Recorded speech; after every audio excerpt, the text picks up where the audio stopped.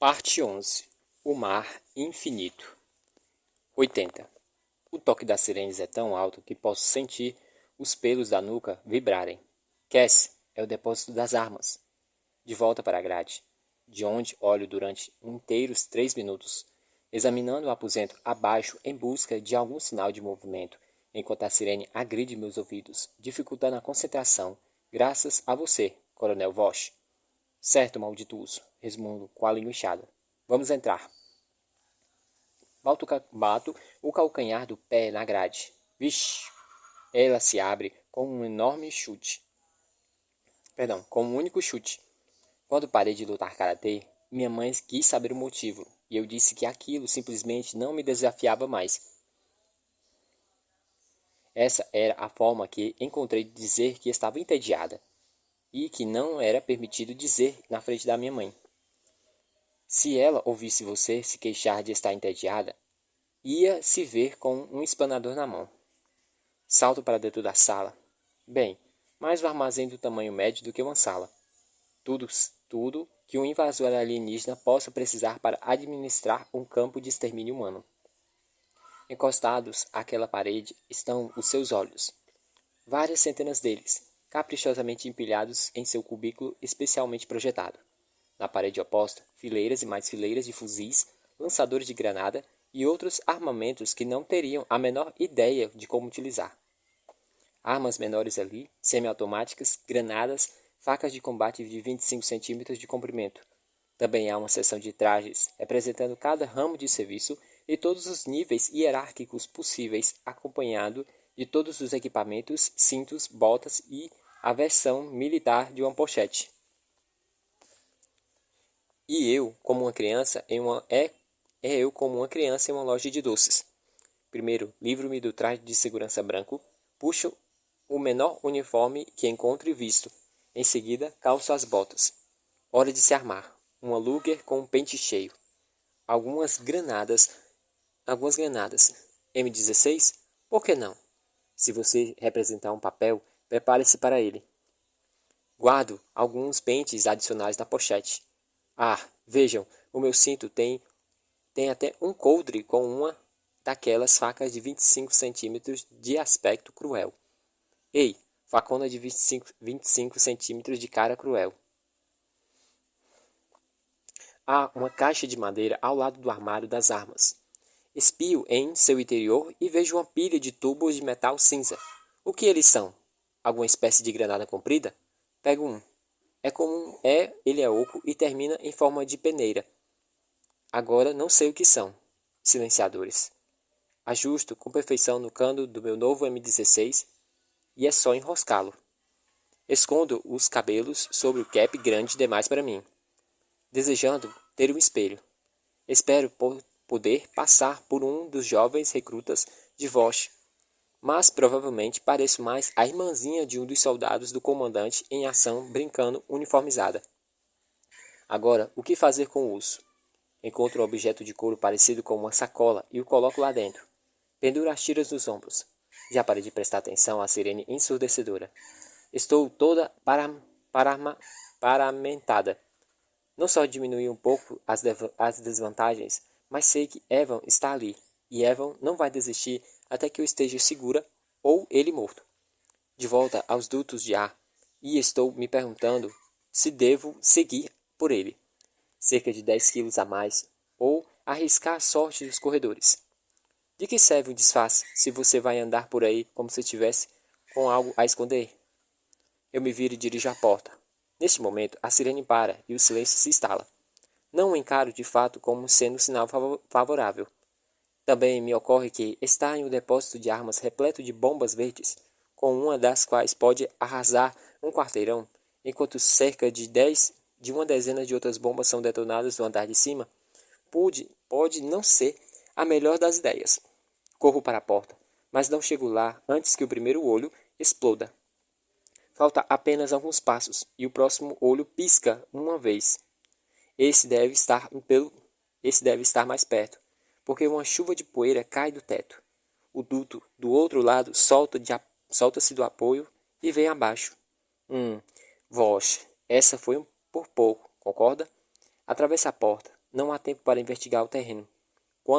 Quanto a maior distância que eu puder entre mim e os olhos restantes, melhor. Disparo sobre as luzes vermelhas que giram, virando em corredores ao acaso, tentando não pensar em nada, dependendo apenas dos instintos e da sorte. Outra explosão. As paredes tremem. A poeira cai. De cima, o som dos edifícios sendo destruídos e desintegrados até o último prego. E ali, embaixo, o grito das crianças aterrorizadas. Sigo os gritos.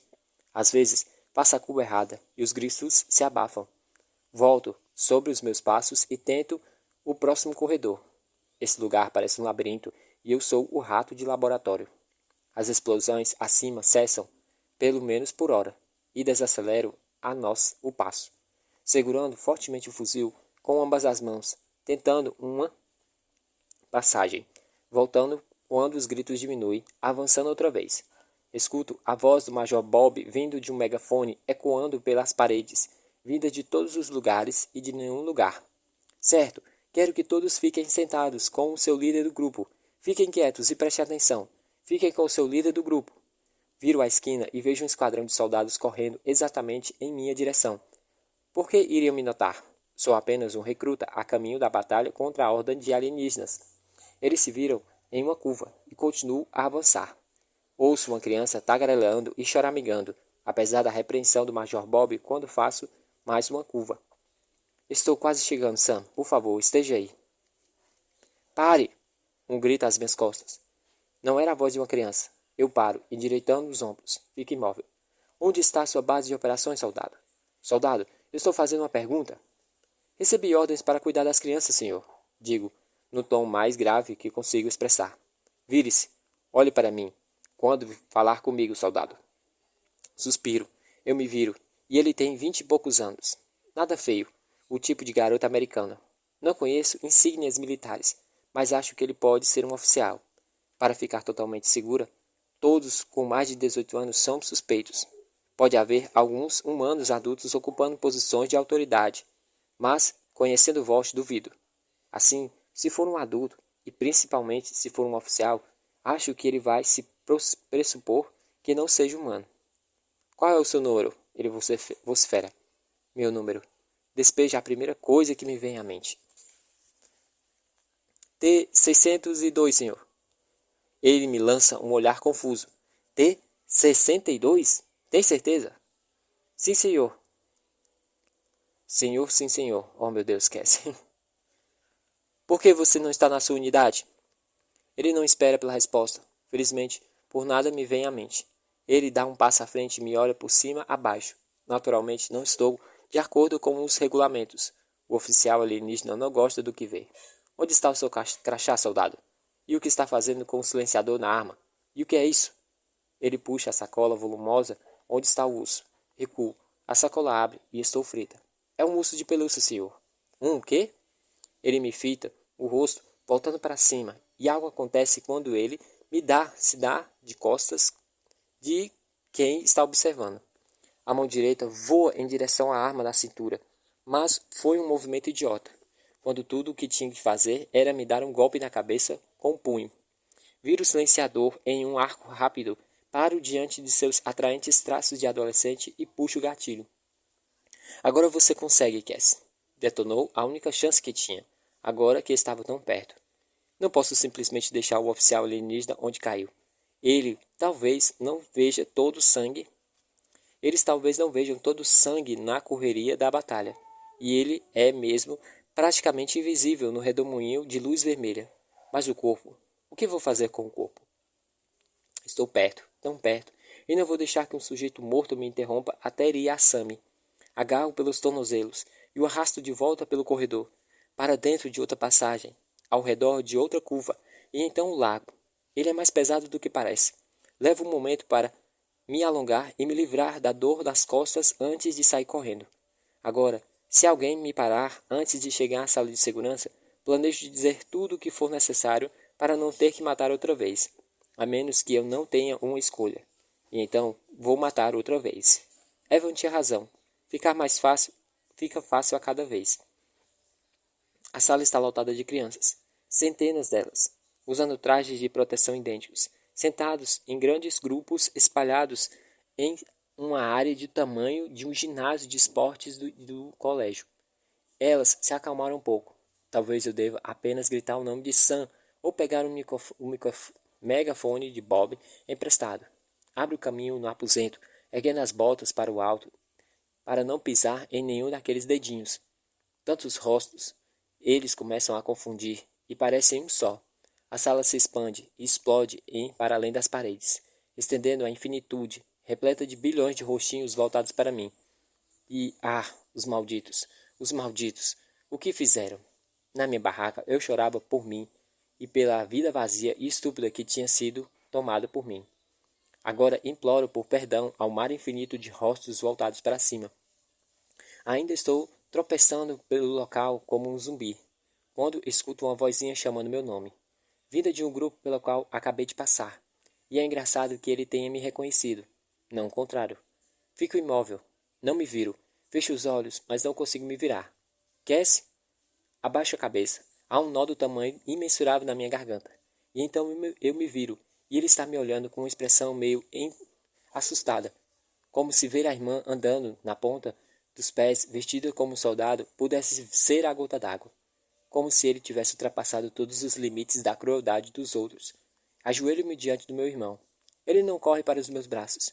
Ele fita o meu rosto manchado de lágrimas e toca as minhas lágrimas úmidas com os dedos. O meu nariz, minha testa, meu queixo, minhas pálpebras agitadas. Cassie? Tudo bem agora. Ele não consegue acreditar? Se o mundo quebrar 1.000.000 e uma promessa, é possível acreditar pela 12ª vez? Oi, Sans. Ele se inclina um pouco, a cabeça. Minha voz está estranha por causa da língua inchada. Remexo no fecho da sacola de couro. Pensei que você tivesse sido de volta. Perdão. Eu pensei que você quisesse isso de volta. Tiro o velho urso maltratado e estendo para Sam. Sam me franze o senho, sacode a cabeça e não estende a mão. Eu me sinto atingida por um soco no estômago. E então meu irmãozinho arranca o maldito urso da minha mão e aperta o rosto de encontro com meu peito. E sob os intensos odores de suor e sabonete, sinto o cheiro dele, de Sam, meu irmão. Parte 12. Por causa de Krishner. 81. O olho verde olhou para mim e eu olhei para ele. Não me lembro exatamente do que ocorreu no momento em que vi o olho piscante. E agora? Minha primeira lembrança mais nítida. Correr. Saguão, pulso da escada, porão, primeiro lance de escadas, segundo lance de escadas. Quando cheguei ao terceiro, o choque da explosão me atinge nas costas como uma bala de demolição, atirando-me escadas acima e me fazendo atravessar a porta que conduz ao abrigo antibombas. Acima de mim, o hospital grita como se estivesse sendo despedaçado. É exatamente esse som. Um ser vivo gritando, como se estivesse sendo cortado em pedaços. O estrondo retumbante de cimento e de pedras quebrando. O chiado de pregos se partindo e o grito agudo de dezenas de janelas explodindo. O chão se sacode e se abre. Mergulho de cabeça no corredor de concreto reforçado, enquanto o edifício acima de mim se desintegra. A luz bruxuleante uma vez, e depois o corredor mergulha na escuridão. Eu nunca tinha visto essa parte do complexo, mas não preciso de flechas luminescentes nas paredes para me mostrar o caminho para a sala segura. Só preciso seguir os gritos aterrorizantes das crianças. Mas, primeiro, seria bom ficar de pé. A queda tinha arrebentado todas as suturas. Os 2 ferimentos estão sangrando com abundância agora. Onde a bala de Esp entrou e de onde saiu. Tento me levantar. Esforço-me o máximo, mas minhas pernas não conseguem me sustentar. Ergo-me alguns centímetros, mas volto a abaixar, a cabeça girando, respirando com dificuldade. Uma grande explosão joga-me estirado no chão. Consigo rastejar alguns centímetros, antes que um novo estouro me derrube outra vez. Droga! O que você está fazendo aí em cima, Vosh? Se for tarde demais, não vamos ter outra escolha, senão aplicar a opção do último recurso. Bem, suponho que esse mistério em especial foi desvendado. Vosh está explodindo toda a base, destruindo a vila, a fim de salvá-la. Mas salvá-la de quê? A menos que seja Vosh. Talvez Esp e eu estejamos totalmente enganados. Talvez eu esteja arriscando minha vida e a de Nugget por nada.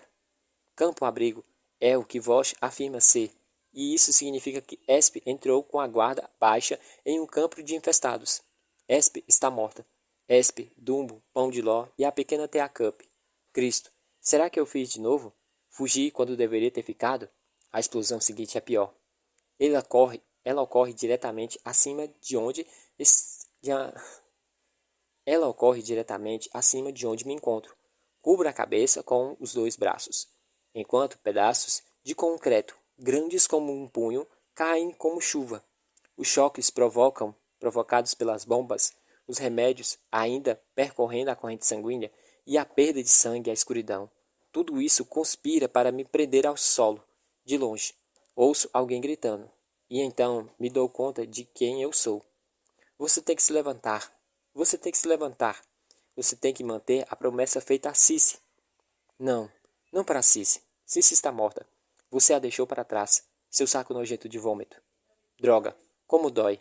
A dor dos ferimentos sangram e a dor vermelha e a dor da ferida velha que não quer sarar.